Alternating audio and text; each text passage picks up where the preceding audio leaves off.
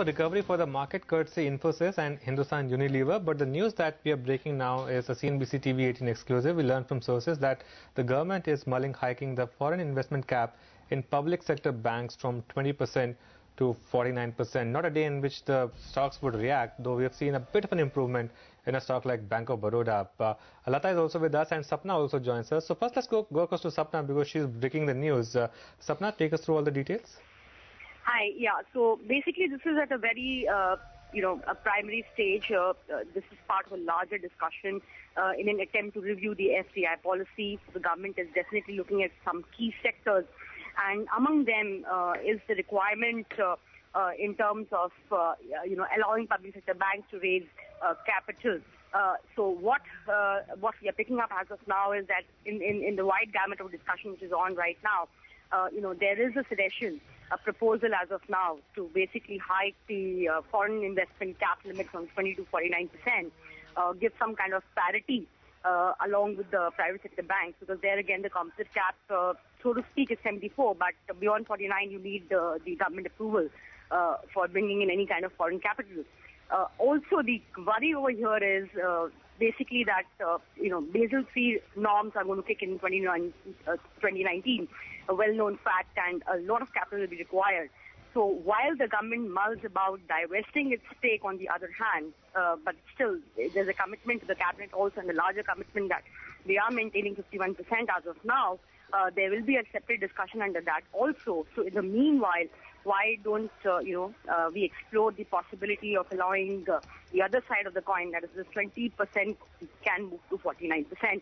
But it won't be an easy task because a lot of legislation requirements will be there, amendments will be required to the Bank Nationalization Act. So it's going to be a long haul. It's not going to happen in a jiffy. But this is something that they're looking at very seriously, because even in terms of the capital requirement over the next 3 to 4 odd years, the Basel III requirement is already in public domain, how much the government is going to use, around 70,000 crores. But the requirement of capital will be much beyond that. Okay, Sapna, thanks for that. In fact, the Bank of Baroda is, off from the low point of trade. Lata is also with us.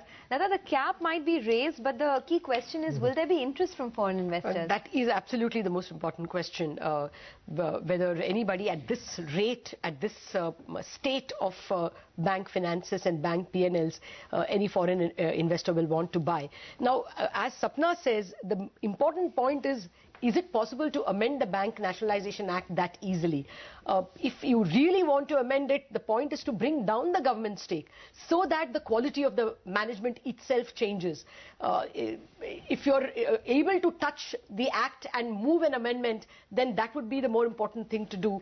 I don't think the government will take on just to increase the foreign investment cap. So this looks like extremely preliminary.